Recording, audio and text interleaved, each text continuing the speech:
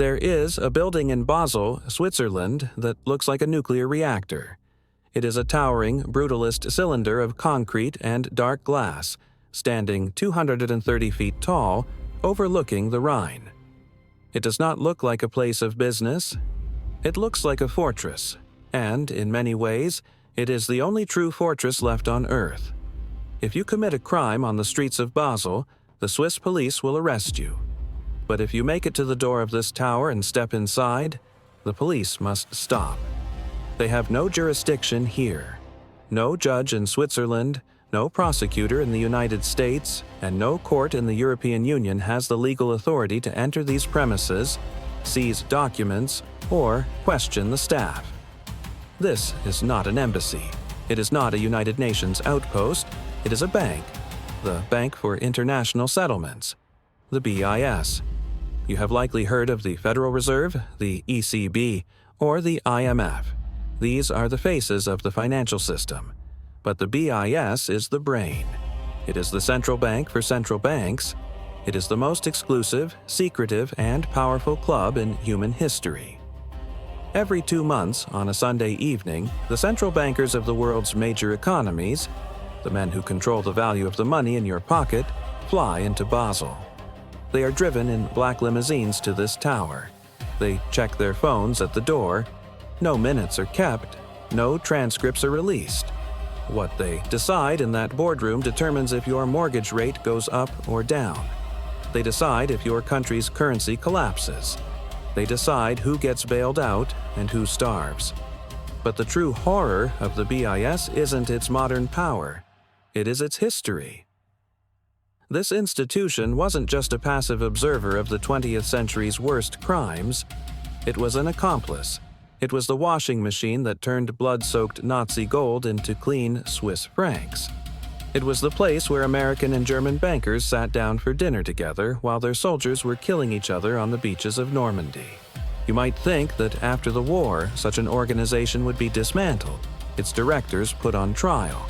You would be wrong. They didn't just survive. They took over. To understand why the BIS was built to be above the law, you don't need to look at their dreams. You need to look at their personnel files.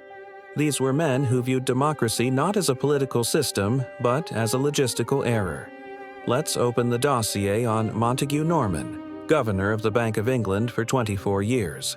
Profile: a hypochondriac with a messianic complex. He often traveled under the pseudonym Professor Skinner to avoid the press. The worldview: Norman publicly stated that the hegemony of finance should supersede the uninformed chatter of parliaments.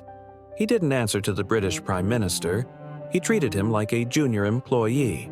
The motivation: he witnessed the hyperinflation of the 1920s. His conclusion: politicians print money to win votes, and that destroys wealth. Therefore, the control of money must be taken away from voters and locked in a fortress where no ballot box can reach it. Now, look at his partner, Hjalmar Schacht, president of the Reichsbank. Profile: an economic genius with an IQ that terrified his peers. He single-handedly stopped Germany's hyperinflation in 1923. The connection: Schacht wasn't just a banker. He was the man who made Hitler possible. But he wasn't a fanatic screaming at rallies. He was a cold technocrat. The strategy: Schacht knew that the Third Reich was a credit bubble. To sustain it, he needed a mechanism to bypass international sanctions. The collaboration between these two wasn't a friendship. It was a conspiracy of the elite.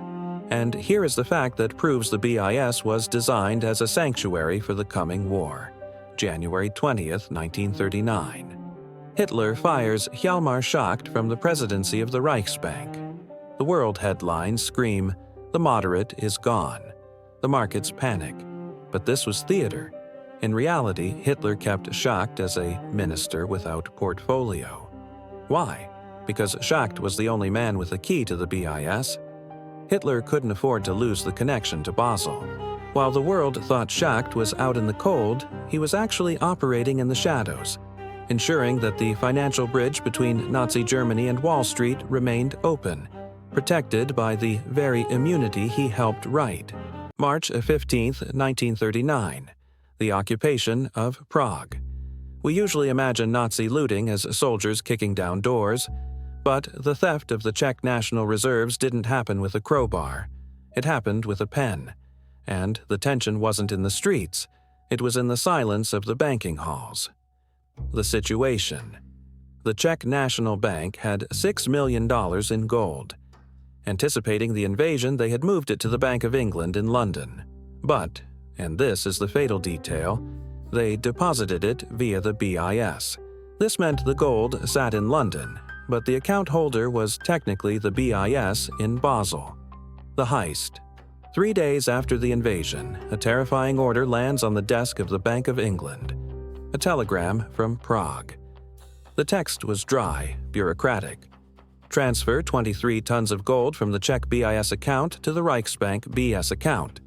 The betrayal. Sir Montague Norman receives the wire. He knows the truth. He knows Nazi soldiers are currently standing behind the Czech clerks with loaded pistols. He knows this transfer is invalid under any civilized law. The British government begs him to freeze the assets. Churchill screams treason, but Norman doesn't blink. He points to the BIS charter, the document he helped write. The Bank for International Settlements is immune from political interference, he argues. If we block this, we break the banking code. He chose the integrity of the ledger over the survival of a nation. Without a single shot fired in London, the gold was transferred. The Nazis didn't steal it. The Bank of England handed it to them. That gold paid for the raw materials of the Blitz that would soon destroy London itself. The system worked exactly as designed. During the war, we are told the world was divided into Allies and Axis. We are told that communication between Washington and Berlin was impossible. But inside the BIS tower, the phone lines were always open. While ordinary citizens were executed for sending a letter to the enemy, the BIS operated under a different set of rules. Here is the fact that exposes the lie of patriotism. U.S. Treasury License Number 2484. This wasn't a secret handshake. It was an official government document. While American bombs were falling on German cities, the U.S. government granted Thomas McKittrick, the American president of the BIS, a special license to legally conduct business with the Nazis. It exempted the BIS from the Trading with the Enemy Act. Why? Because the elite feared a collapsed bank more than they feared a genocide. So, while the Battle of Stalingrad raged, McKittrick didn't just sit in his office, he traveled. In 1943, he traveled from Switzerland to fascist Italy, then to Lisbon, and finally to the United States. He crossed the front lines. He carried the ledgers of the Nazi war economy in his briefcase. And when he arrived in New York, he wasn't arrested by the FBI. He was taken to the Federal Reserve Bank of New York for a private debriefing. They didn't ask him about the Holocaust. They asked him about the currency exchange rates. To them, the war was just a temporary disruption in the market. The soldiers in the trenches were expendable inventory. The banking system was the only asset that had to be preserved at all costs. July 1944. The Bretton Woods Conference. The death sentence is passed. Norway leads the charge. The BIS is a Nazi accomplice. The vote is held. Resolution 5. It is unanimous. The BIS is to be liquidated. The assets are to be seized. The history books say the bank was doomed. But you know the bank still exists. So, how did they escape the hangman? They didn't use lawyers. They used the deep state before the term even existed. Enter Alan Dulles. At the time, he was the OSS station chief in Bern, literally a neighbor of the BIS. He was also a corporate lawyer for Sullivan and Cromwell, the firm that represented the very German cartels the BIS was servicing. Dulles didn't look at the BIS and see a Nazi bank.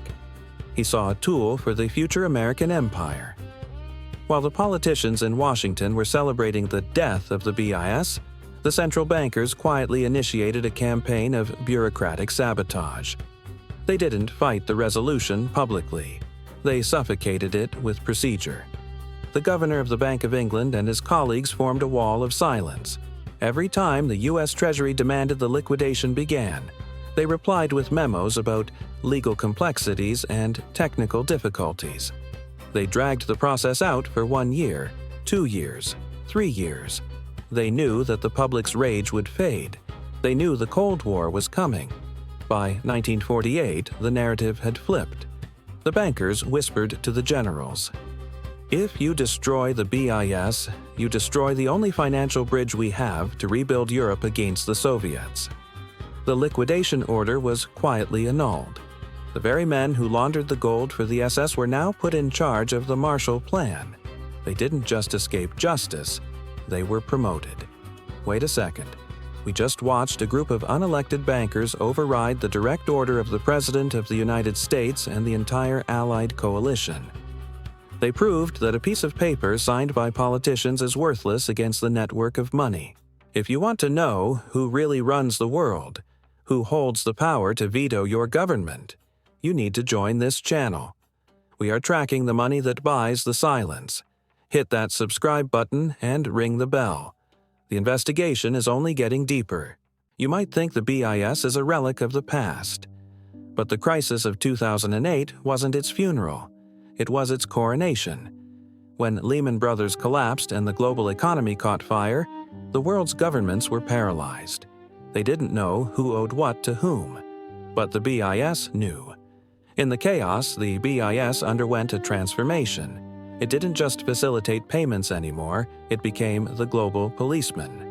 They created a new body inside the tower, the Financial Stability Board, or FSB. This sounds boring. It is the most dangerous acronym you've never heard of. The FSB has the power to dictate the capital requirements for every major bank in London, New York, Tokyo, and Frankfurt. Here is the trick. By forcing banks to hold more capital to prevent a crisis, they effectively control the volume of loans in the global economy. They can turn the faucet of credit on or off for the entire planet. If the BIS decides tomorrow that the risk weight of real estate is too high, mortgages in Arizona and Manchester dry up instantly. No vote, no debate. They used the 2008 crisis to consolidate total control. Before 2008, they were advisors. After 2008, they became the Supreme Court of Money. They engineered a system where they are the arsonists and the firefighters, and just like in 1944, they answered to no one. The Tower of Basel still stands. It is cleaner now. It publishes glossy annual reports with pictures of wind turbines and smiling children. It talks about green finance and sustainability. But strip away the PR and the DNA of the beast hasn't changed. It is an institution founded on the idea that money is above the law. It is a place where the enemies of the state can meet and do business. It is the ultimate insurance policy for the global elite. When you look at the world today, at the widening gap between the rich and the poor, at the way the stock market soars while the real economy crumbles, do not look for the answers in the White House or Downing Street. Those are just the theaters of politics. Look to the quiet, brutalist tower on the Rhine. Look to the Sunday night dinners where no minutes are kept. The world isn't run by politicians. It is run by the men who sign the checks. And their bank is still open for business. History teaches us one thing. The names of the tyrants change. Hitler, Stalin, Pinochet. But the bank stays the same. Wait a second. If the BIS controls the central banks and the central banks control the money, who controls the debt you are paying off right now? If you want to understand the mechanism of your own slavery, you need to watch our next video on the Federal Reserve. Hit subscribe, because we are going to tear the ceiling off this entire system.